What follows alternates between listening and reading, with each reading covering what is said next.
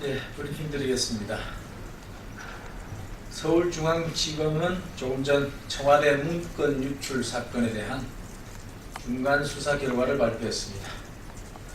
검찰은 박관천 경정이 작성하고 세계일보가 지난해 11월 28일 보도한 문건 내용에 대해 허위라고 결론 내렸습니다.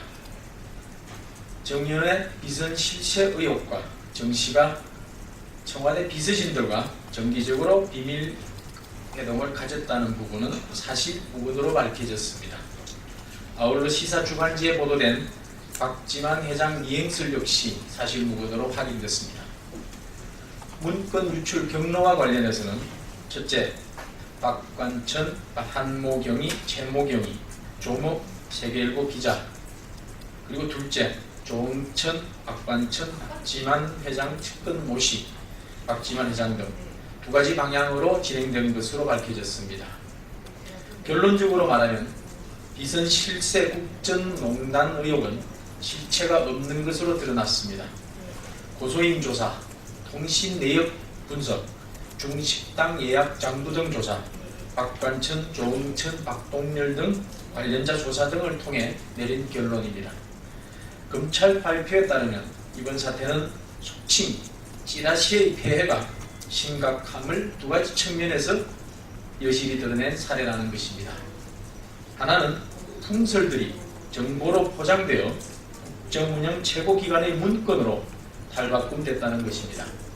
둘째는 그 문건이 언론에 유출 보도되어 개인의 명예가 훼손되고 사회의 혼란을 야기했다는 것입니다.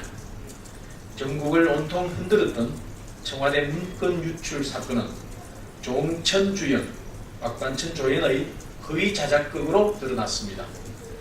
정보를 다루는 직원이 근거 없는 풍설과 미확인 정보를 동양보고란 청와대 그릇에 담아 혼란을 야기시킨 일탈행위라는 것입니다.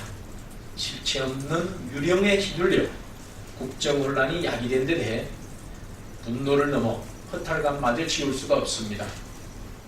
일각에서는 용두삼이라고 주장하지만 이는 처음부터 뱃머리가 용머리로 부풀려진 것입니다.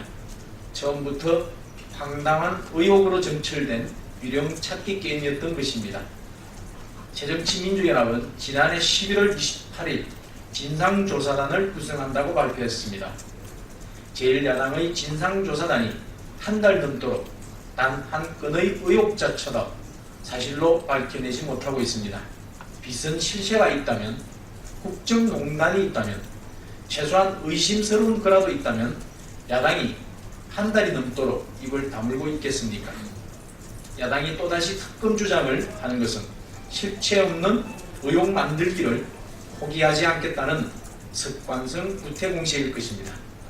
28 전당대회를 앞두고 전선을 외부로 돌리기 위한 전당대회용 정치공세라는 의심만 사게 될 것입니다. 야당은 그동안 숱한 의혹을 제기하며 특검을 주장해왔고 그래서 도입된 특검을 통해서 밝혀낸 사실은 없었습니다. 특검 무용론만을 불려드렸습니다. 야당은 근거 없는 풍설을 사실인 것처럼 부풀렸고 국정혼란을 부추겼습니다. 야당은 특검 주장을 하기 전에 반성부터 하는 게 도리일 것입니다. 유령 찾기 게임이나 다름없는 특검론 공세를 즉각 중단하기 바랍니다. 아울러 검찰은 앞으로 추가 수사할 부분에 대해서도 엄중한 수사를 통해서 진실을 명확하게 밝혀내기 주기를 기대합니다.